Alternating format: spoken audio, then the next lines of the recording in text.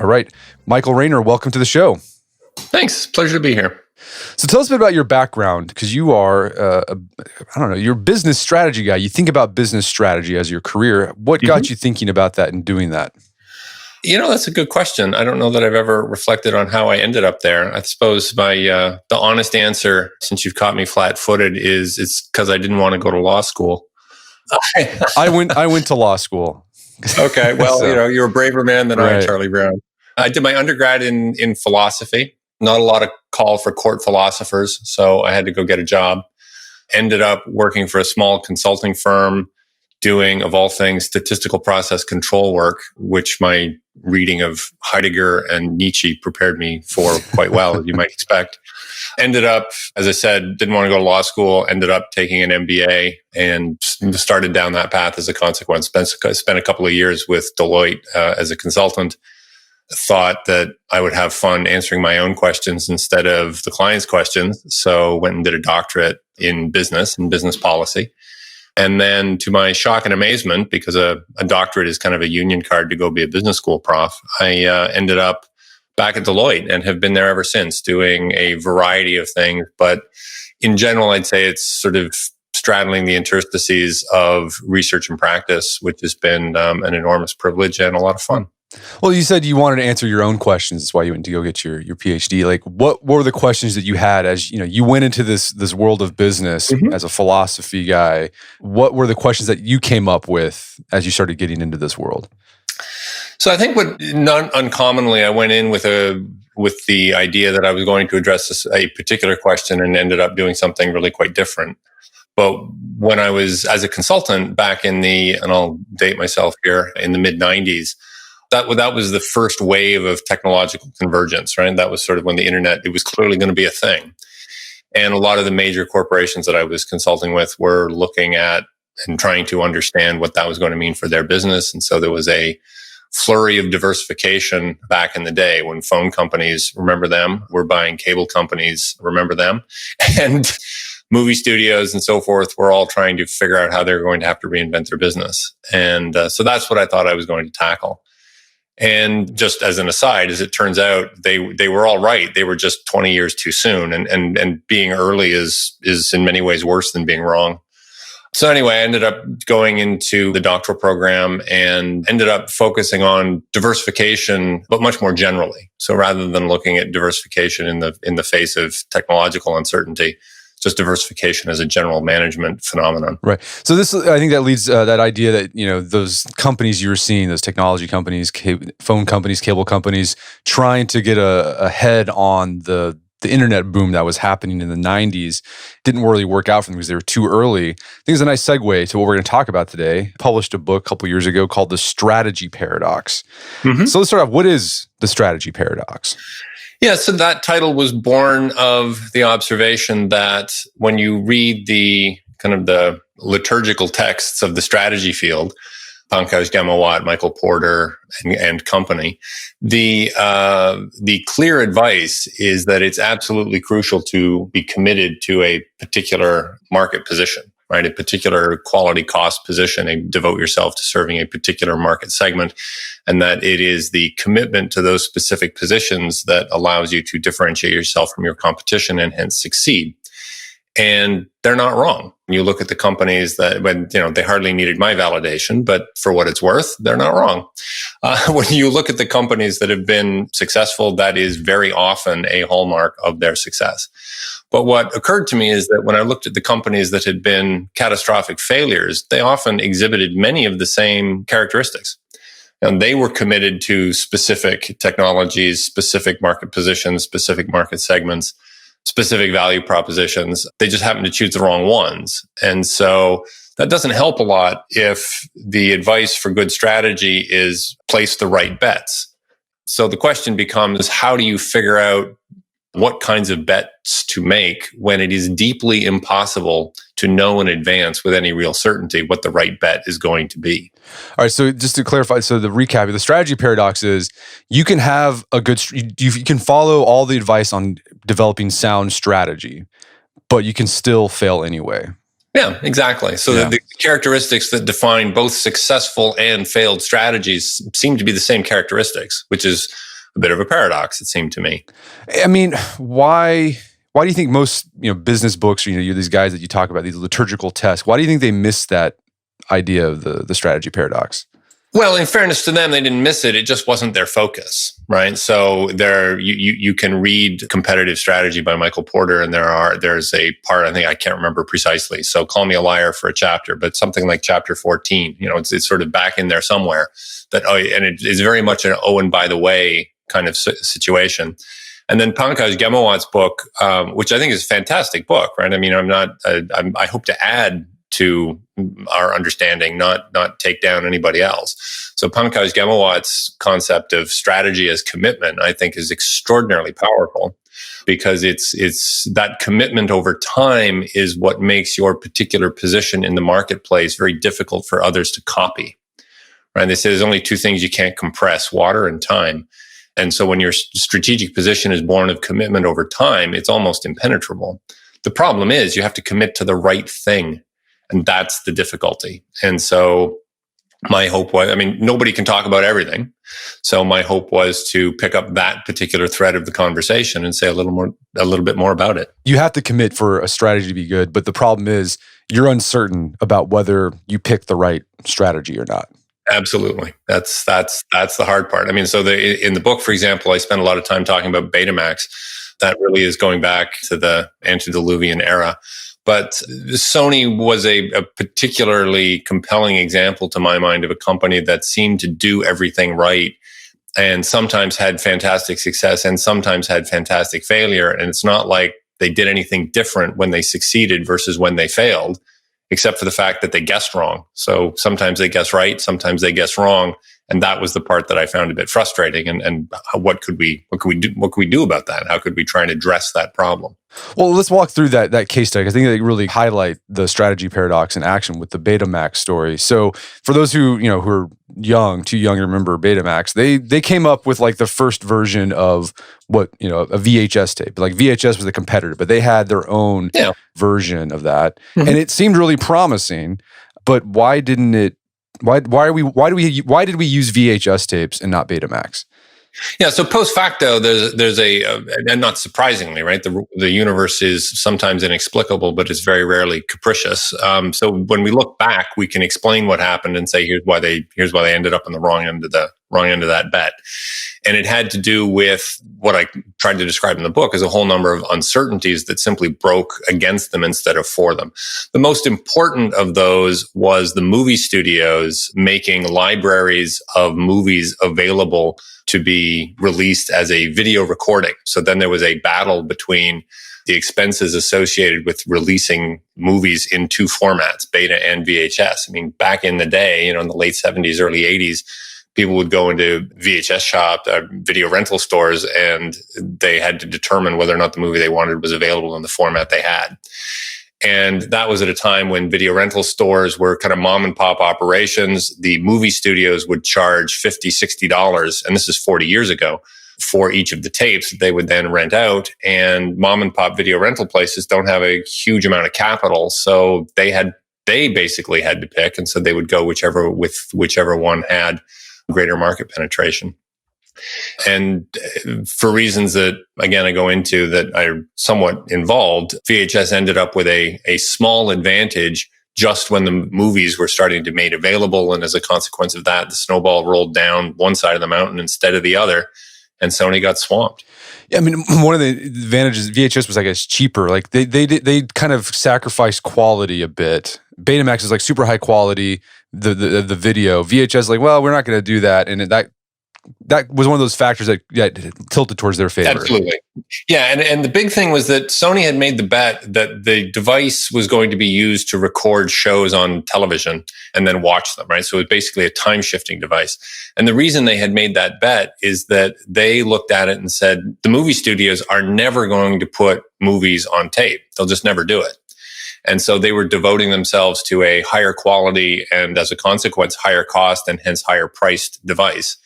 And for the first 4 or 5, I can't remember exactly, 6 years of the VCR wars, Betamax had a not only a commanding lead, but also had more profits than everybody else put together.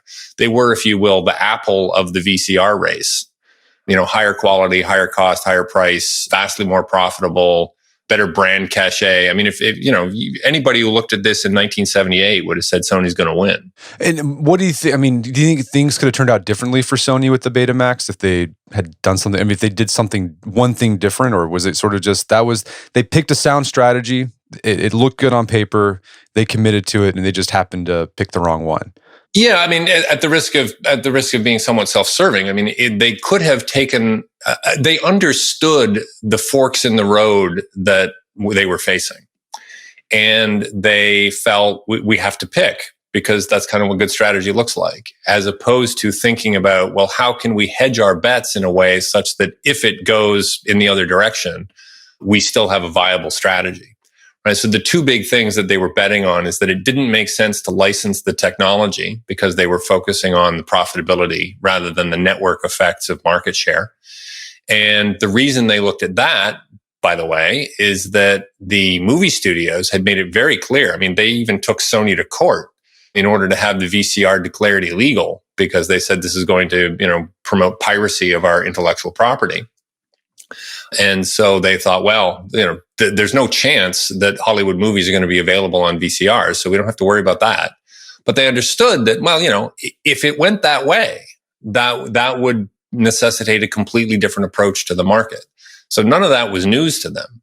It's just that they felt compelled to back one horse rather than finding a way to have if you will, have a plan B, and making the incremental investments in advance so that when and as that happened, they were in a position to respond in a timely way.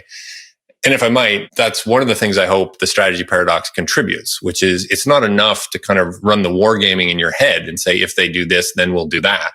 It's about actually spending real money, time, and effort to prepare yourself and be positioned to actually respond in a fundamentally different way when circumstances require.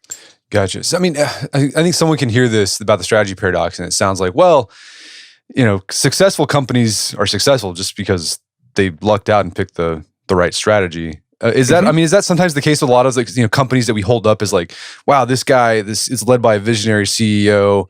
Actually, it might have just been they just got lucky. They had a good strategy and they lucked out and they picked the right one.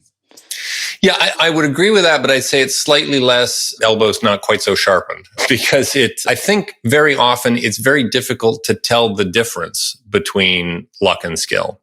So, in fact, my last book was the 3 rules, how exceptional companies think, was a way to try and figure out which companies, in fact, had delivered a level of performance such that you could conclude it was a function of something special about them, as opposed to simply just getting lucky. So most of the time, I can't tell the difference between luck and skill when it comes to looking at the results that a given company has delivered. The simple way to think about it is that if you held a coin flipping contest, somebody's going to flip 10 in a row. If you got 50 people in the room, somebody's going to flip 10 heads in a row. And if you ask them what makes them so special, they'll give you an explanation about how to flip heads with a fair coin. But that's just variation in a process, going all the way back to my first job out of undergrad, right? And so it's important to be very humble when we start holding up a particular company or a particular outcome and saying, hey, this is special. We need to explain this. Very often what you've got is simply a tail in a process that is irretrievably variable and random. And really, you're just explaining a random outcome, not something that warrants explanation. So some people might be listening to this and think, okay, well, a solution to the strategy paradox is you got to commit. That's one part. If in order for a sound strategy to exist, you have to go all into it, commit, but you have to reduce the uncertainty. So what you can do is just forecast better, get more information, get a better idea what's gonna happen. But you argue in the book that forecasting, predicting the future, it's a lot harder than people think it is.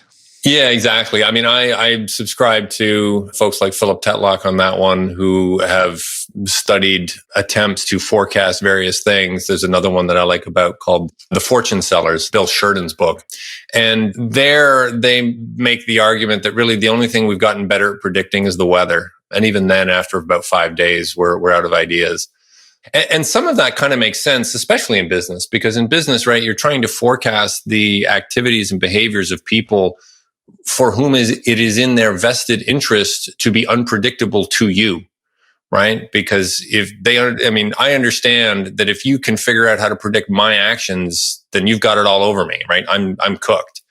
So I'm going to do everything I can to make sure that you can't predict what I can do. And as soon as you demonstrate that you're able to anticipate how I behave, well, then I'm going to change the way I behave. So in a sense, it's almost built into the system that it's going to be extraordinarily difficult to understand how others in a system are going to act under a certain set of circumstances. However much you might think you understand their incentives, and as a consequence, think you can say with certainty how they're going to act. Fact of the matter is, I think as a practical matter, there are just too many degrees of freedom. And the accuracy required to do the kinds of things companies need to do in order to be successful, I think, is fundamentally, I'll say, impossible. Right. And not only do each individual person have a lot of freedom, but like the system is complex, so they can interact in different ways that you could never, like you'd need like a bajillion supercomputers to predict. Yeah, exactly. I mean, it's what they refer to as the Laplacian fallacy, right? So the French philosopher Laplace said, if you gave me the position and momentum of everything in the universe, I'd be able to tell you the position of every atom to the end of all time. He said it more eloquently and in French, so that wasn't a quotation. But but at the risk of getting a little bit esoteric, I mean, just quantum physics, I suppose, would tell us that that's just not true. So another response to make up for the uncertainty that exists with business strategy is adapting quickly. So you see that your strategy you committed to is not working because the circumstances have changed, or the circumstances weren't what you thought they were. So what you can do is just adapt on the fly. And then you also argue that, well, that's easier said than done. Why is that? Yeah, absolutely. Well, it's, I mean, just like, I'm not saying forecasting is useful. I'm saying there are limits to what we can do with it. Right. And similarly, with adaptation, it's extraordinarily useful. And there are limits to what we can do with it. And so when you reach those limits, that's where strategic flexibility comes in. And the reason adaptation is so challenging is that in a sense, it's a consequence of the need to be committed. It's kind of like saying I've got an aircraft carrier and I need to make it faster and more nimble. And okay, that's great. I can make it faster and more nimble, but I have to get rid of the planes and the flight deck. Well, okay, but now it's not an aircraft carrier anymore, right? So there are deep trade-offs in terms of what you're able to do. So if you have, if you're in the medical devices business and it takes, 5 years of discovery just to figure out how to get the technology to work, and another 5 years of testing before you can get the FDA approval, and another 2 or 3 years of working with key opinion leaders in the medical profession before you can get meaningful distribution, you've got a 10 to 12 year runway before you get to market. You get 8 years into that and you've lost a lot of degrees of freedom with respect to what that product can look like, what its features will be, what your business model looks like. I mean, you have to make all those choices way in advance. So it's very difficult just to kind of bob and weave your way through an ever-changing landscape. Right. So yeah, that's a good point, because I think sometimes we forget that the business world, you have to, in order, like if you're doing big stuff, building cars, creating drugs, that takes, it's not just you can do this in a year. It's going to be a several year process, and things could change. Yeah. Not everything is an app, Right. Yeah. So it's more like, when these larger businesses who are doing like big things, it's like in order to turn, it's like a cruise ship, right? It's going to take a really long time. You're not in a jet boat because you're on a big hunking thing. Yes, absolutely. So to the extent you can break those trade-offs, then I'm all for it, right? I mean, if you, as I said, forecasting useful, and like everything has its limits. Adaptability useful, has its limits. And when you reach those limits, that's when you are subject to the strategy paradox, and then you need a different toolkit. Oh, let's talk about that different toolkit. And one part of this toolkit is, you call it requisite uncertainty. And I think this is where you say that companies or organizations, they need to separate who manages commitment and who manages uncertainty. So what does that look like?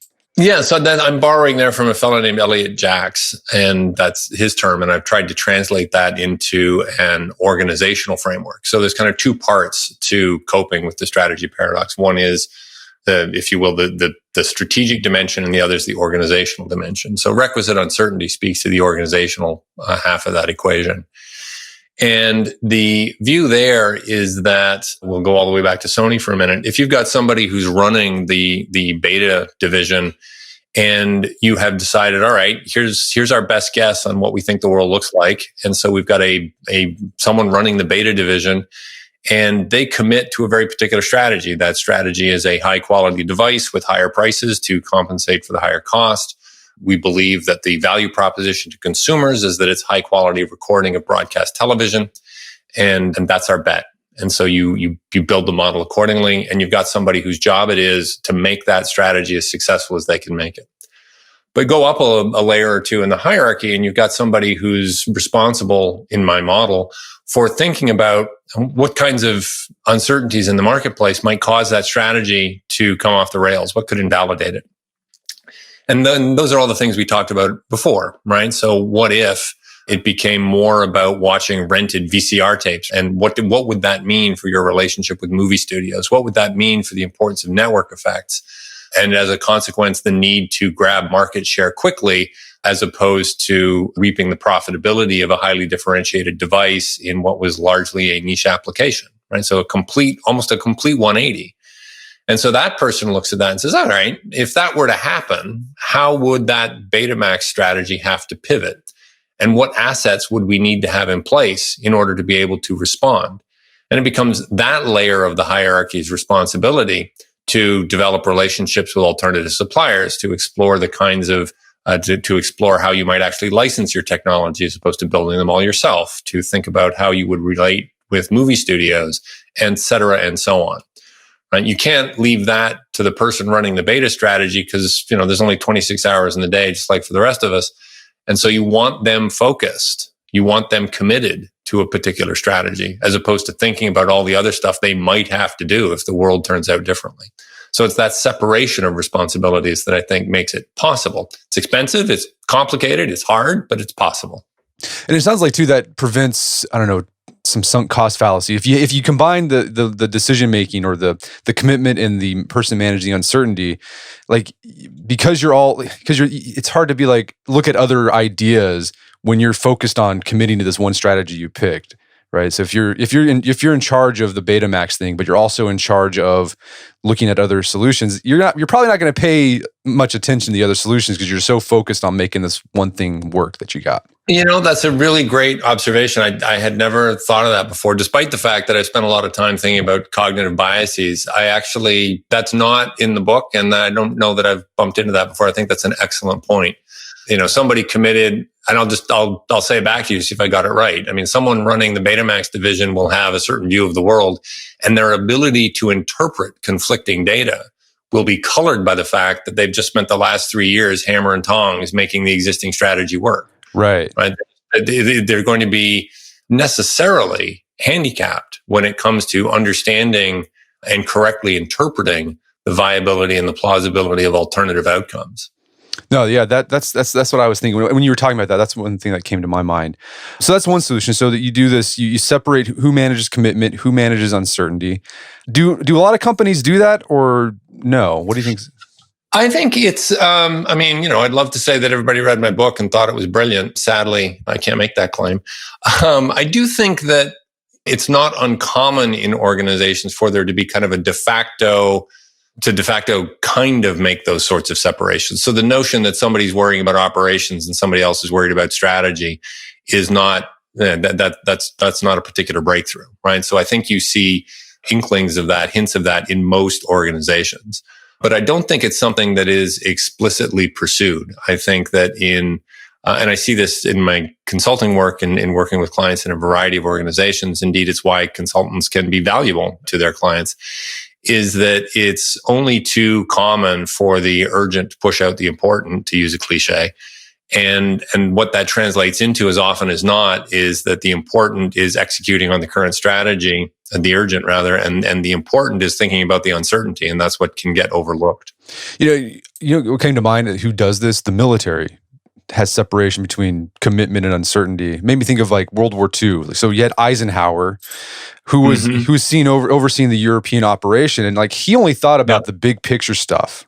Like that's the only thing he didn't even think about like the battles. I mean, he told what you needed to do, but he didn't think about logistics, or he let other people take care of that stuff and the commitment part. But then he was still busy thinking about, well, how will this play out in the long term? He was thinking about allyships he had to make and managing people. So he always stayed high level. He never got down in that commitment part. Yeah, I think that's a good point. And that works when you have soldiers in the field who are really good at their jobs. And it makes me think that a few years ago, I read Shelby Foote's The Civil War Narrative, and it goes into great detail on the relationship between Lincoln and McClellan. So Lincoln, unfortunately, had to pay attention to the details because McClellan wouldn't go do anything. Right. All right. So requisite uncertainty is one way you can manage the strategy paradox. The other part is strategic flexibility. What does that look like? Yeah. So we've kind of touched on that a little bit, right? So strategic flexibility has the two components, one of which we've touched on, which is requisite uncertainty.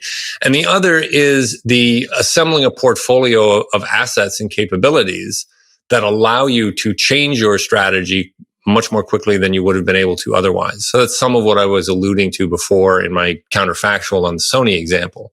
And indeed, it's what I spent a fair bit of time studying with the companies that I examined for my doctoral thesis, is that they actually go out and start purchasing other companies, right, that have capabilities and assets and operations in potentially adjacent fields, right? So going all the way back to where you started the conversation, when you think about technological and media convergence, you had phone companies buying media businesses, right? So this was back many years, what was then known as BCE, now Bell Canada.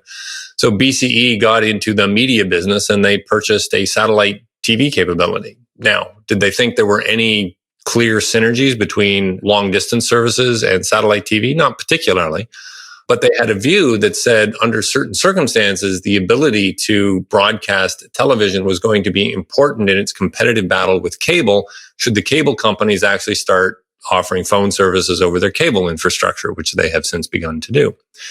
And so Bell BCE's strategic flexibility was born of assembling this diverse set of assets, not because there were clear synergies among them, but because there might be clear synergies among them at some point in the future, should the world turn out in one way versus another.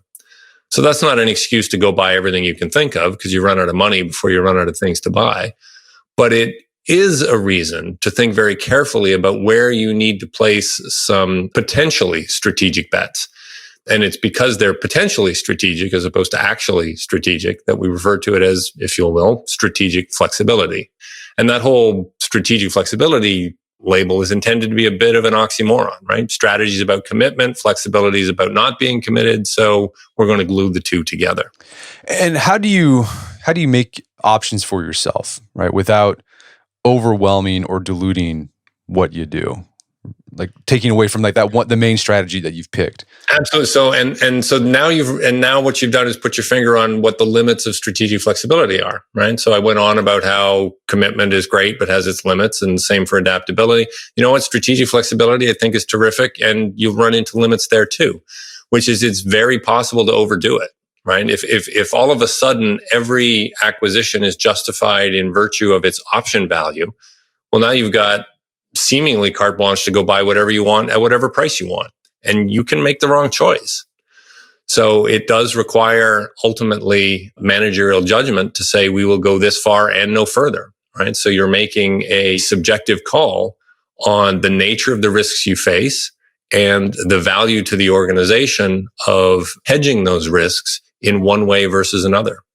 Are there any companies today that you see who are applying this strategic flexibility and using requisite uncertainty? Yeah, not highly visible companies that make the news. I think in a lot of what we see in the most salient markets today, it really is dominated by very large and very successful companies, because a lot of competition in the industries that we care about most is driven by network economics and very nearly winner-take-all outcomes. So a lot of the organizations that I have tended to work with these days, I alluded to it earlier, are in places like smaller organizations in industries like medical devices or transport or manufacturing and so forth. And I think there they are doing their best to try and build the kinds of portfolios that will help them cope with a number of uncertainties, one of the most salient of which these days is climate change, because that arguably will require, in many instances, a wholesale shift in how they power their organizations. And I imagine too, the pandemic has sort of made the strategy paradox bare in a lot of organizations. They probably weren't even thinking about a global pandemic affecting their business. Yeah, it's an excellent point. I mean, I'm tempted to put the pandemic in the short run, and we're still kind of in the short run, right? It's been 6 months. And not a strategic uncertainty, but really a truly transformational exogenous shock to the system. And it's unclear as yet whether that will result in fundamental strategic changes in organizations or whether we sort of try and right the ship and get back to where we were. I think in some cases it will be transformative, and in other cases it will be an enormously painful shock to the system, but we will in fact go back to largely what we were before. So the jury's kind of out, or let me say that again. I think it's context specific what the impact of the pandemic will be on different organizations. So this book is geared towards businesses and organizations, but as I was reading the strategy paradox, I could see the strategy paradox play out in my personal life, right? Like you're in college and you have to make a decision about what you're going to do for your future. It's like, well, I'm going to go to law school. Mm-hmm. And you have to, in order for that strategy to work, you have to commit to it, right? But it might end up you go through law school and you figure out, man, I don't like this at all, right? And so the uncertainty was like, is your future self actually going to enjoy the practice of law? I mean, have you thought about the strategy paradox for like individuals at all? A little bit, yeah. I mean, it's your comment reminds me of one of the many lawyer jokes that I'm sure you got more of them than I do. But the only people who hate law more than law students are lawyers. And in fact, law schools, when I was looking at it, one of the ways they sell themselves to you is to say, look, don't think that if you go to law school, you have to be a lawyer. A present company would demonstrate same, right? I mean, law school has all manner of applicability. And so they're really selling you based on its optionality, right? In the same, and indeed, when I was looking at a philosophy degree, the chairman of the department said, look, you won't go become a professional philosopher, at least that's not the odds, but here's why it's helpful, right? So they sell you on its optionality at that stage in your career. And I guess my view of it is that when it comes to an individual, the strategy paradox may provide some metaphorical guidance, but it's not clear to me that it could be taken literally, because we don't have enough resources, and we literally can't do 2 and 3 things at once. Right. So it's, the portfolio approach to your life is really kind of tricky. If you think about your relationships, you want to have a healthy relationship with a significant other.